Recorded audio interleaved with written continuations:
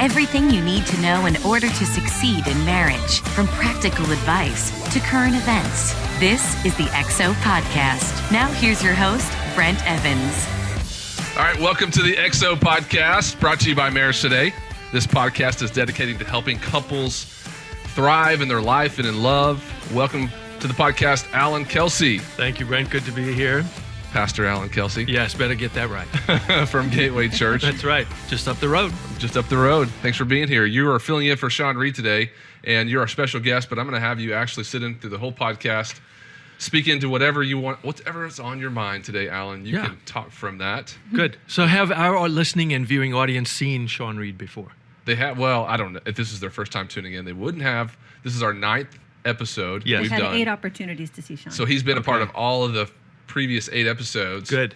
So you look slightly different than Sean. Well, not Reed. necessarily, because he and I share something in common. And what is that? We are both African American. You got to speak with an African accent to pull that off. So in case the rest of you don't know, I was originally born and raised in South Africa, and my accent has since slipped away from me. But now that you have announced it, people will know because they'll listen and they'll hear. Yeah, I love it. It's not like the movie Blood Diamond. I don't hear that Leonardo DiCaprio South African accent. No, it's not that bad. I never had it that badly to start with, so I sounded more like a stuffy Brit. From people I know who are South African, they said that not to get off on this whole Leonardo DiCaprio role, but they said his accent was actually pretty spot It was. on. I really appreciated his studiousness in preparing for the role. Yeah, it's great. Yeah. Well, we're going to be talking about strengths with you in the next segment. We have Caitlin with us again. Happy to be here. Thriving in life and in love. Thriving.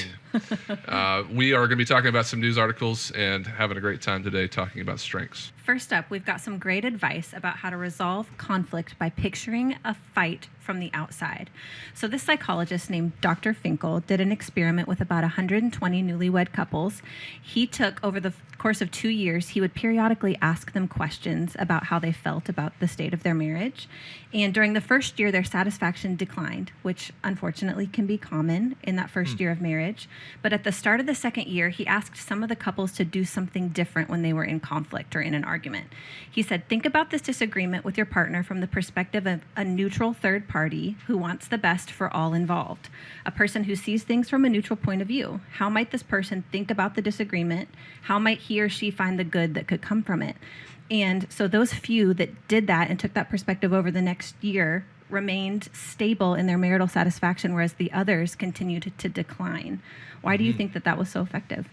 I don't know if they just, because they got marriage instruction in the second year, if that helped. If it was Or if it was the actual advice? Well, you know what I'm saying? Like 2 years into a marriage, of course, the first year you're getting to know each other, you're living together, you're trying to figure out all the nuances of being with this person in the same home, you know, just the everyday life kind of stuff. And then you get to second year and somebody tells you some marriage advice that can kind of give you a thought process to have whenever there's, conflict or an opportunity for,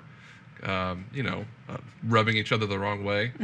So it sounds like empathy, basically. You're trying to put yourself in the shoes of somebody else. Or even just out of everyone's shoes. Just try to look at it neutrally and say, if I were giving advice to another couple having this issue, what would I say to them? I mean, it's great advice. I love the advice. I just was thinking about the fact that he had these 2 test groups, and the one got marriage advice, and the other one really didn't get specific marriage advice.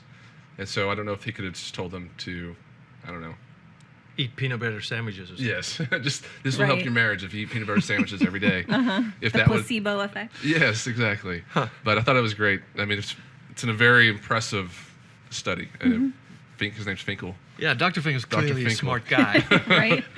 And I love that he was able to, show such discernible difference between the 2 groups. But I wonder if the reason for the second group really advancing isn't because by asking them to look at themselves from the outside, he introduced a sense of self-awareness. And just the idea of being aware of yourself and how you affect others and others affect you and what's going on in that play is really the basis for all growth. It's what psychologists agree on. Now, psychologists don't agree on much, but they do seem to agree around this idea that you need self-awareness in order to advance.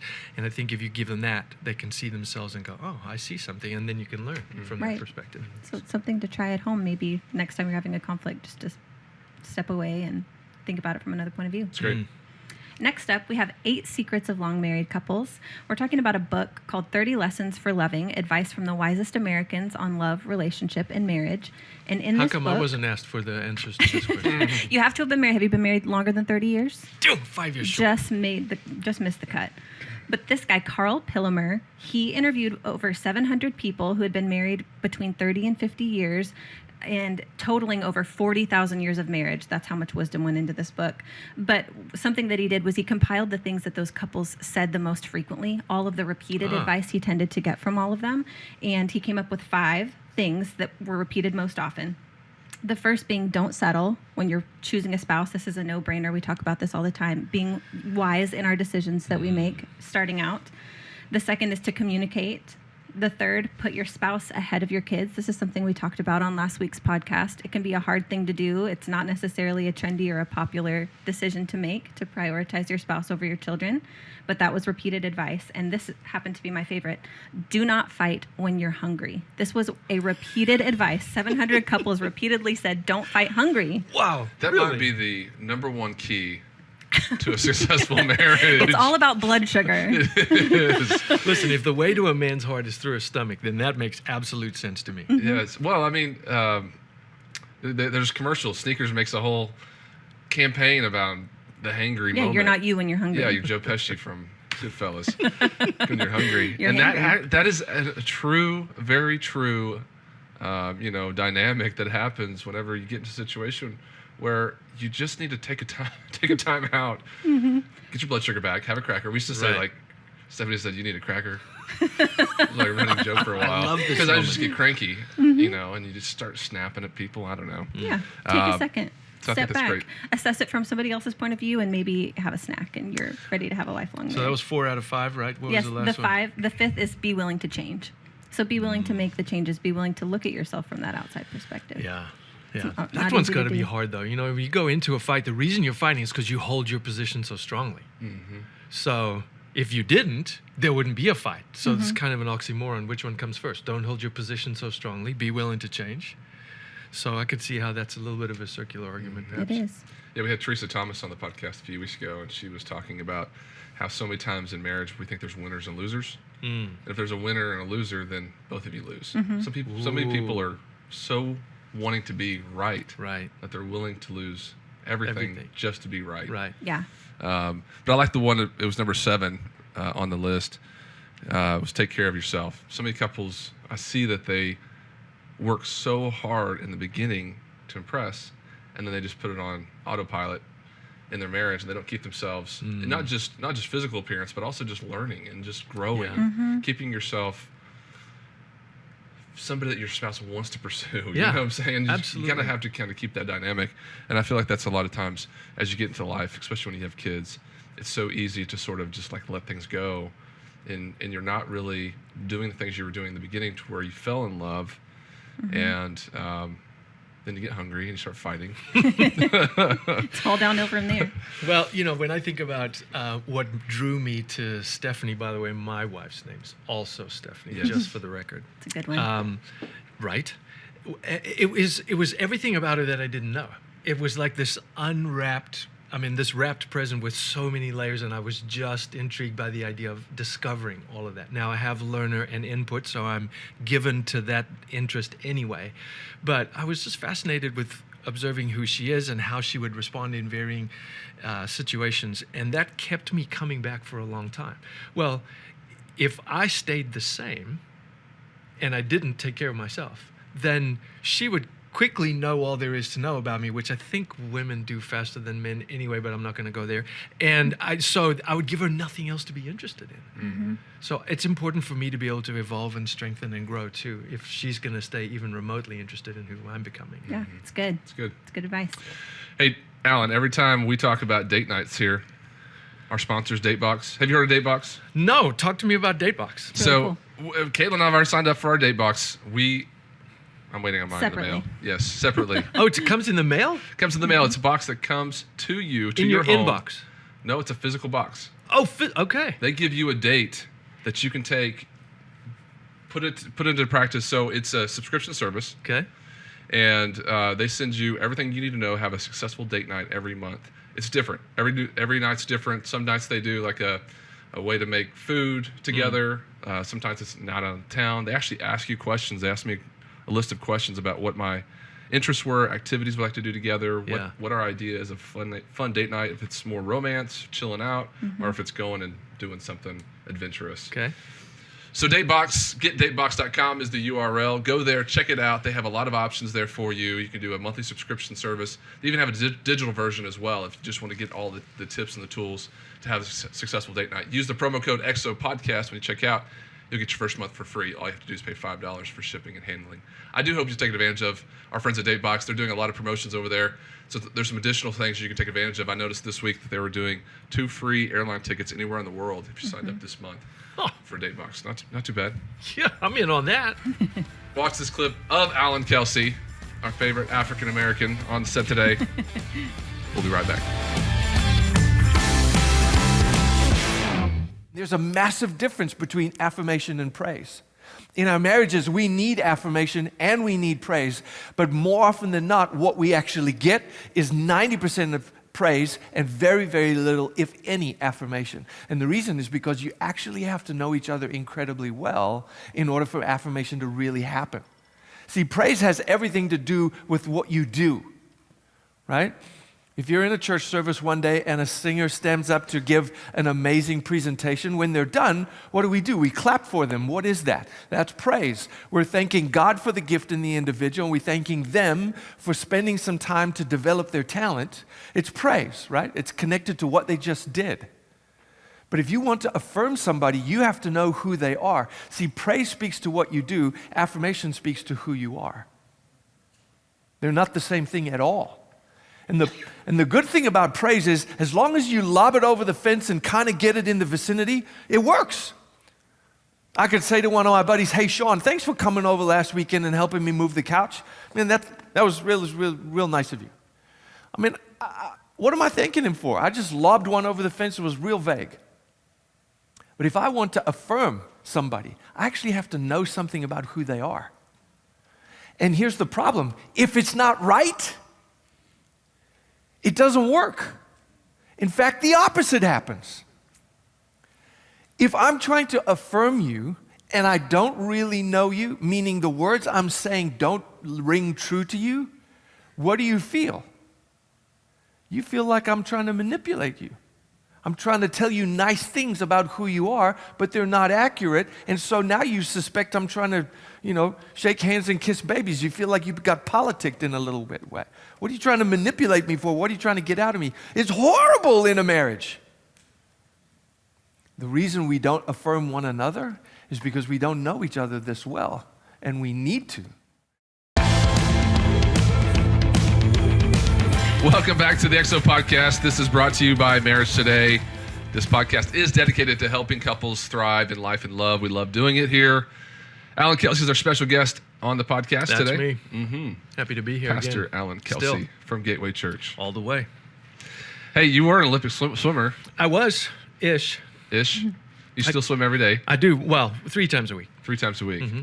So tomorrow morning, 4:45, my alarm goes off. It's impressive. Swimming is one of those things that it's very difficult to do well. Michael Phelps obviously set the bar extremely high, but so high. It's like Michael Phelps and then Allan Kelsey. Oh, wow. Yeah, there's light years between those 2 places. Yes. But in your life, you've achieved a lot of the goals that you've set forth. When we met, you were actually making a television pilot. That's right. And we don't have time to talk about that. No, we don't. But you've done a lot for not just, helping people at church, but you've done a lot to help marriage as well. Mm-hmm. That's kind of how we get to know each other, as y'all were trying to help do this thing for marriage on television. That's right. Back in the day. And then you got us introduced to Strengths. You came to our office and helped us understand what StrengthsFinder was and what it could do for your professional life. Right. And then you and my dad had this genius idea. Genius idea. To tackle strengths from the marriage perspective and fuse the stuff that my dad's been doing for the last 30 plus years, which is helping couples succeed in marriage, and what you've been doing for so many years. How many years have you been doing strengths? A decade. And merging that together, and y'all have created this new book, Strengths-Based Marriage. That's the one. And we just had the conversation. It's moved 50,000 units. Yep, pretty close. Since it was printed, it's been about a year. It's been out. So we want to talk about strengths today. We want to talk about what it's going to do for couples out there listening. I'd say this, that before I got into strengths, I typically did not like assessments. They made me feel like I was put into a box. And people would say, hey, what's your disc profile? I'd be like, I don't put me in a box. What my disc profile is. But it sometimes it gave people the excuse to be a jerk. Yeah. I'm just a high D. Well, suck it up, Buttercup. Yeah. Caitlin, what's your perspective on assessments? I've loved from a them. woman. I mean, personally, I've always wanted to discover more about why I am the way that I am, and I've every possible assessment I could take, especially when I was younger and trying to figure out what I wanted to do with my life, I would take them. Okay, so that's what the application was. It was, what am I going to do with what I know? For me, it was, what is my purpose? What am I good at? Where am I going? Yeah. I just always heard it like, oh, well, you're just a sanguine, or you're an otter, or you're a whatever, a Labrador, whatever label they would put on you, and then that just puts you in such a confining box. And my comeback, and anytime somebody would say something about that, I would be like, well, what is Jesus? Because we're all supposed to be like Jesus. Oh my gosh. Oh, hush. That's so lion of you to do that.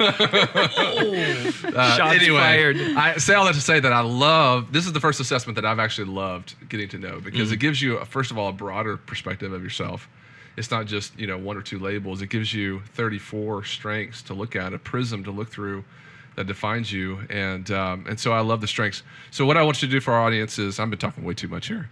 You're the one on the podcast. I wish you would quit. That's right. Is to talk about what strengths is, because I want to educate people on what it actually is, and kind of just dial into the reason why we're even talking about how it can help people in marriage. Yeah. Well, so the strengths movement was created a long time ago, but really this particular focus from this assessment is designed to try to help people find the best of who they are. And I think that's kind of what you were saying, and the sentiment of it was, I want to know about the best of who I am, and then what do I do with what I've discovered? Right. And the reason I think it's so powerful is because there are 34 nuances in each of us, and we all possess all 34. But your order is different than mine, and yours is different than mine, and so there's a uniqueness about my contribution to the world. So I love that about strengths, that it identifies my one-of-a-kind, unique contribution. But then it also tells me where the strongest contribution of my life is likely to come from. And so they give you kind of your top 5 of those strengths. And it doesn't mean that you're going to be great at golf or particularly strong academician or something like that. It just talks about where your natural motivations lie to follow through on things. So for example, I have high learner. And what that means is I love to learn. I have a lot of natural motivation to follow through with learning. So I have a lot of natural curiosity. My wife, on the other hand, does not. So when I feed her my curiosity, she yawns. I'm not interested in that. It's so boring. But it fires me up. So the 2 primary reasons I think you need to know your strengths is, 1, it's going to be the place of your greatest contribution. But then 2, it's about your joy. Because the other thing that we talk about in the book is how there's this set of endorphins that are released when you use your strengths, and it's kind of designed by God that way. So you get this payoff for doing the thing that He wired you to do. Yeah. And it just kind of leads you in the right direction and sets you up for success. I don't see anything wrong with it. So I took the strengths assessment about 5 years ago, and when I took it, I didn't realize that there were timed questions. And so I had my middle son, who's now 6, I think he was just a baby at the time. He was crawling around right when I was doing that. He was spilling stuff. I was so distracted. I answered most of the questions the way I wanted to, but I know I didn't have a total time to just think and focus on it. Right. So I actually took the test again this morning. You did? In preparation for the podcast. Okay, thanks for the warning. I got all 34 of my strengths. And so it helped me. In fact, I feel like I understand myself a little bit better now. Some of the top 5 I had 5 years ago still exist in my top 5 that I took today. So I know there's some things that carried over, but I could definitely tell that I dialed in a little bit more today. I love it.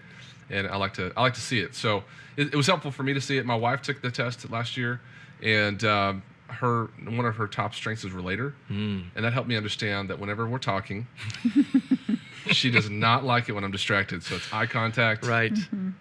She wants to have deep, meaningful conversations with a few people. She doesn't want to work the whole room. When she walks into a party, she wants to talk to people that have a connection with. Yeah. And when she talks to them, she wants them to be in the moment. She doesn't want them to be looking around. That's helped me so much. Knowing how your partner is wired makes all the difference in the world, because you can then either orient your life around supporting that about them, or you can compete with it, or then there's combat. And I think half of marriage challenges are rooted in misunderstanding. I don't understand the way she thinks, she doesn't understand the way I think, so we fight. And just this idea of knowing how each other is motivated is deeply important, because when you speak to how I'm motivated, you speak to me at a deep level that's not easy to see. And so I feel seen, I feel affirmed, I feel like I'm valued in that moment. And this idea of affirmation is quite missing, I think, in our language as married couples. Yes. The excerpt clip we just played was actually from Phoenix, and you were talking about how when you give somebody a compliment, it's one thing, you praise them, it's one thing, but to validate how they're wired, so important, and not to manipulate it, but to just tell them how you care about who they are and why they're that way. It unlocks something in their lives that's very powerful. Yeah. Well, I think it invites transparency in each other. Like if I give you something that's truthfully deep about me, then you are now armed with an ability to hurt me. I'm hoping as a spouse that you would treat that respectfully and thoughtfully. But the next step beyond that is not just honoring and affirming each other, but actually calling the very best out of that person. The sentiment of, it's not okay with me to continue to be married to you and watch you not become the phenomenal person you ought to be able to get to. And I see it on print. I just want your life to match all the potential that's there. Right. And that provides a lot of language for encouragement and upliftment in a family. Yeah, testimony after testimony of couples who have taken the test and started to understand that all of the weird things they thought about their spouse are actually strengths. Yeah. There was a pastor that talked about how his wife was just always digging her heels in on certain things, and she would not let go. Well, it turns out belief is one of her top 5 strengths. And so, when you have belief, you really believe something. That's right. It's really strong. And it is a strength. I mean, because whenever you need somebody to be loyal and have your back, you want somebody with belief. Sure do. And so you start seeing it that way. And also with my kids, you talked about with your daughter how you were trying to prod her along to get, see the world the way you see it, to understand, with responsibilities or certain things. And you just realized after she took her strengths or understanding what her strengths were, that's just the way she's wired, that you had to navigate the course of that relationship differently than you would normally because of the way she's wired. Yeah, to me it brings up the conversation of the difference between speaking and communicating. If I'm speaking to you, I'm just delivering words, and I could walk away and feel like, oh no, I communicated with them. Well, now, communication happens when you hear the words and they translate and you understand what I'm talking about. That's much more possible if I'm speaking to you using the strength language that is relevant to you. Right. But if I'm speaking to my daughter using strength language that's relevant to me only, she doesn't have the tools to understand all of what I'm saying, and it starts to feel like, you don't get me. And then they just check out. They don't understand. Yeah. What are some of the strengths that are in your top 5? I have woo, communication, positivity, empathy, and input. Woo-woo for woo. Yeah, right. So it's so fascinating to me that I see this occur over and over, but I see woo, positivity, and communication traveling together so often. It's almost like they were cousins, like they're related. You see one, you can almost bet there's going to be another one looking around there somewhere. So Good. What would you say to somebody who's in a relationship with someone and they have opposite strengths, or you're raising a child who has incredibly different strengths? What can you do? I know being empathetic is part of it, and learning about their strengths. Is that what you do? Do you read about their strengths? How can you come into their world and communicate with them in a way that makes sense to them? I would encourage doing that, learning and reading about it, but you never want to learn in isolation from the individual, right? Because there's no book that carries who you are. You're the book. Right. So it'd be stupid for me to read a book about who you are and be getting all excited about how phenomenal your personality is when you're right there. I could find out from you in person. Yeah, that's good. So much better to go to the carrier of that particular knowledge and say, can you share with me what this means? Can you tell me about your woo? How do you think? What's exciting to you? What's scary to you? When do you feel strongest? And just find out that information directly from the source. Wow, that's good. Yeah, my parents famously, their test results were complete opposite. Famously. My dad's top strength is achiever, and my mom's top strength is empathy. My dad's last strength is empathy. My mom's last strength is achiever. That's right. They literally go opposite like that. Which makes a lot of sense, and that really does create you can tell so much of the story just from their assessment. He was a jerk when they got married. Right. She was sort of the doormat, and she kind of found some fire in her and kind of rose up and started testing him in a godly way. And, he had to sort of come to this realization that he was a jerk. But even though with leading the church or leading the organization, that achiever comes out, and with empathy for her as a pastor's wife or as a mother or as a grandmother, you see that come out. And it's nice to be able to say that's just how they are wired. It's not my dad trying to be, overachiever. He's just wired. He gets up in the morning. I know this from being his son. He gets up in the morning and he tackles the day. Right. He gets more done by 8:30 than most people do all day. And that's truly true. I mean, he's thinking about everything he's got going on. He spends time with the Lord. He does all of his writing and his studying, and he really gets a lot done in the morning time. But that's the achiever part of him. Yeah. So if you're your mom's in your mom's shoes, and she's looking at all of that productivity and thinking, if I was a better Christian, I would be able to do like that, And so all this condemnation would come on her in her relationship with him. Whereas, truthfully, if he was completely honest, he would have to say something like, I'd like to take complete sort of all the accolades for doing that, but I sort of can't help myself. Like, I'm built for this. And so it's the easiest thing for me to get up and follow this plan and execute, because that's kind of how God made me. So we can either take ownership of or lay claim to the things that God's invested in us, or we can treat them respectfully in ourselves and in each other and just do all we can to amplify what God's doing. Yeah. It's good. The book's phenomenal, and we've had great reviews of it. Now, the book doesn't come with the assessment. You have to pay for the top 5 strengths, or the full 34 strengths. And really, they only need the top 5. That's right. And those 5 are going to give you plenty to work on and really going to illustrate where the strongest portions of your life are going to come from. And then the best resource from a marriage perspective is to look at this as a companion resource, because the information is good initially, but how it actually becomes applicable in a marriage context isn't so obvious on the front end. And so material like this is really going to deepen that value. You can go to our website and check it out, Strengths-Based Marriage. The assessment, you can go to Gallup StrengthsFinder, right? And it's $15 per person to take the top 5 strength assessment. I told my dad this last week, and I also echoed it to you over lunch.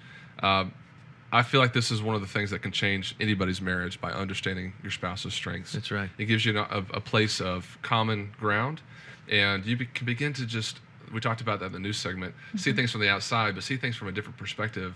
You can kind of start understanding that your spouse isn't weird. That's right. That they were just wired that way from the beginning. And you didn't mention this statistic, which is one of the ones I love, but there's only one in 33 million. In 33 million like you, wired like you. That's right. When you put all those strengths together, you think that's crazy, but it is what makes us unique. It's what gives us our ability to be unique. Yeah. And to understand that our spouse is just one of those other people that has a wiring system that we want to understand. Why wouldn't you want to know that? Sure. So huge. This next segment from Allan, he likes to talk about how strengths can be used in the bedroom. So watch this and we'll be right back. Strengths-based marriage is founded on the idea that there is a way for you and I to live our lives and our marriages oriented around the best of who we are. And as it happens, the Gallup organization created what they call the Clifton StrengthsFinder assessment. And it's a 35-minute online survey that gives you back the 5 sort of primary strengths that you have and teaches you how to use them in any walk of life. Our book, Strengths-Based Marriage, specifically shows how to use that content in a marriage context. And my interest in talking with you today is to narrow that focus even more, so that we can talk about how knowing and using your strengths actually influences what happens in the bedroom. I know, if you're like me, you're probably thinking, how's that even possible? Could that even work? But it really does. So there are 34 of these amazing strengths that God has given us that this material reveals, and they're broken up into 4 major categories. See, there's 7 or 8 strengths in each of those categories, and each one of them has their own unique collection. So the first one is a bundle of strengths that are called an executing group. And so all the strengths that fall into that group fall into this executing category. Now, the executing category, people with those strengths just really love to get things done. And so if you take that idea and you move it into the bedroom, well, now you've got a group of folks who are very goal-oriented. They know exactly where they want to be and what they want to do, and they have kind of a checklist. They might have a set of goals that are involved. And that kind of outcome-oriented determination might bring a little bit more stress into the bedroom than you or your spouse might be ready for. And so it might be worthwhile just talking about expectations or unmet expectations prior to you getting back to the bedroom. It will help work through this executing category strength. The next grouping is a relationship building grouping. And folks who have strengths that fit into this package are just really amazing at relationships. And so the relationship value is the piece that they want to express most powerfully in the bedroom. And so it calls upon really intimate face-to-face connection. It calls upon deep openness and awareness, transparency, maybe a little bit of risk. And so these folks initiate bedroom-style activities long before the event actually ever happens. And oftentimes, it just looks like a conversation. So guys, girls, if you're looking for some cues, I'm just telling you, you never know when a conversation is actually the first shot over the bow to say, hey, we're open for business today. The third category is a strategic thinking category. And these folks are very much in their heads. They just love to plan and strategize. And so their thoughts about what happens in the bedroom begin long before that activity ever actually plays out. And so don't rob your spouse of all of the anticipative joy that comes from what happens between the sheets by springing it on them. They may not like sort of in-the-moment activity. They like planned activity, things that they can anticipate and savor long in advance. Those are your strategic thinkers. And then the final group, the final category that has 6 or 7 strengths in there is this influencing category. And these folks love to be in the moment, unlike the strategic thinkers. They want right now in the moment, and they want to strike while the iron is hot. They have a sense of what feels right and what's going to work best. And so they love to express that and take on varying styles and varieties. And because they're a confident group of people, they may love to have the lights on. So don't be surprised if you have some expectations about what your bedtime activity is going to look like and your influencer has a different set of expectations. Knowing and meeting expectations is always a wonderful way to be able to have a lot of fun as you guys turn out the lights.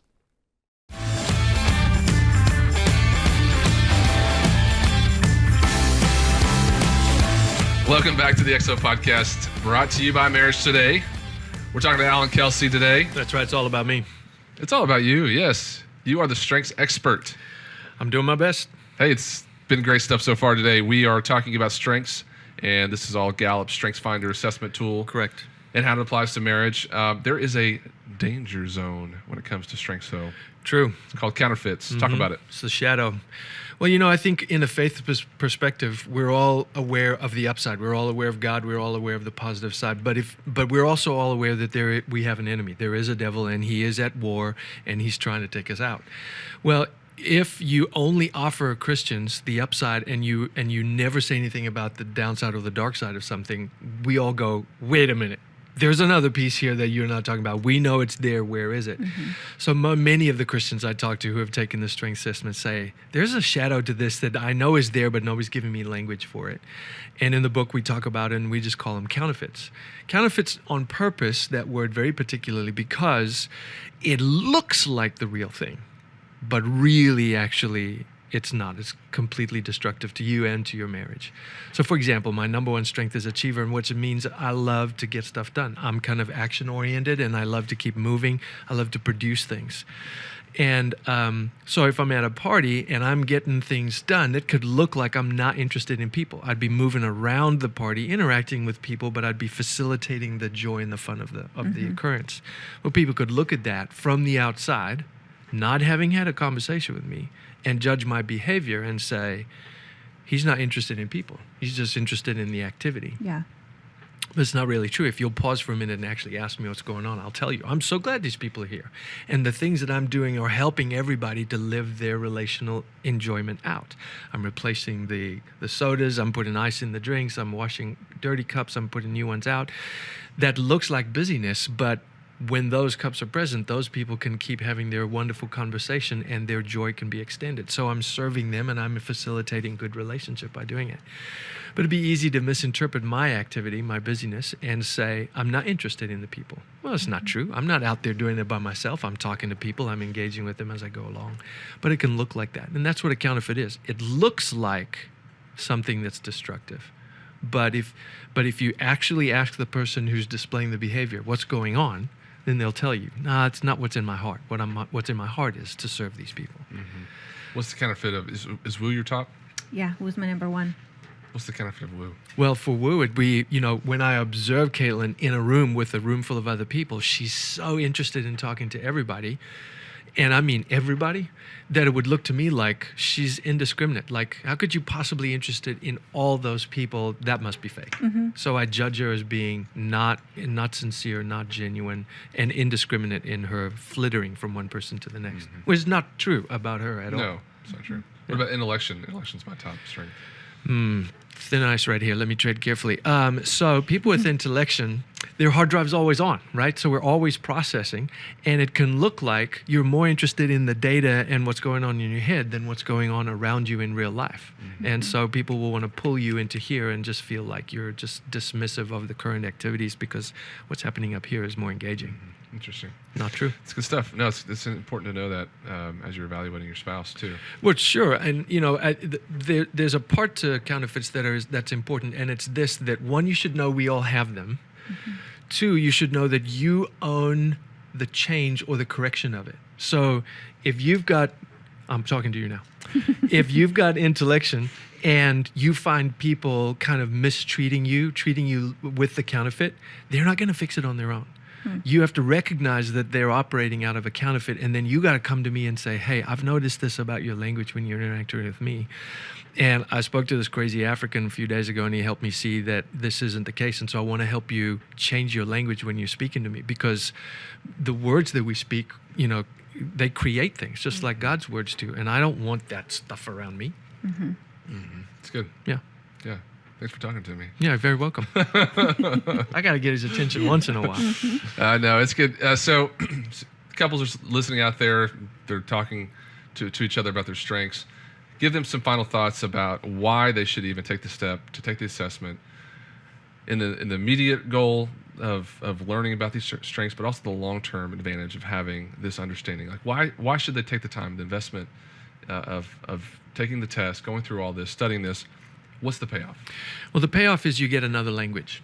And I don't mean start speaking in tongues. That's a whole different kind of conversation. Watch it. But you get another language for communicating with your spouse. And what that means is, if I know my spouse has belief, then I frame the activity that she delivers out of her belief in the belief box, which is laced with hope and opportunity and good strength, as opposed to, you're just doing that to drive me crazy. Why are you so pig-headed? Right. So the language reframes the conversation becomes laced with hope and opportunity, and it dismantles or breaks down all of the conflict that's laced in misunderstanding. There's so much hope in that. We need it. We need opportunity to point to what's right about each other and to call it good. Many of the folks that I talk to who have taken it say, it was so freeing for me to hear that having intellection is not broken, that being in my head is not wrong, that needing time to be alone and think isn't broken, that that's good and healthy, and I can build time for that into my relationship. You can't do that if you don't know. That's the power of the test. It's good. So many companies have used it to help their employees get better and create a work environment that, encourages people to learn about each other's strengths and doing that. And to now take this for marriage, we've heard so many testimonies of marriages that have been saved because of understanding how their spouse is wired. So thanks for being part of the podcast today. So happy to be invited. Bringing all the strengths information. Right. It's good stuff. Hey, check out the book in our MarriageToday.com store. You can go there. Use the promo code XO15. You'll get 15% off the book. I made a mistake earlier. The price of the assessment is actually $19.99 for you and your spouse to go through. $40 is not that much money to invest in your marriage. No, I really am so positive that that investment will be the best assessment investment you make potentially in your lifetime. To learn a new language. Rosetta Stone's like $300. Yeah, no, it's a piece of cake. That's good stuff. All right, please check that out. Hey, we are here because of givers and donations that come into the ministry of Marriage Today. It's the end of the year. If you're thinking about where to give money this year, please consider Marriage Today. Everything that we do every day is done through our donations and our donors, special partners out there. So please consider making a donation. Go to MarriageToday.com to do that. Thanks again, guys, for being a part of the podcast. Thanks for having us. We'll see you next time.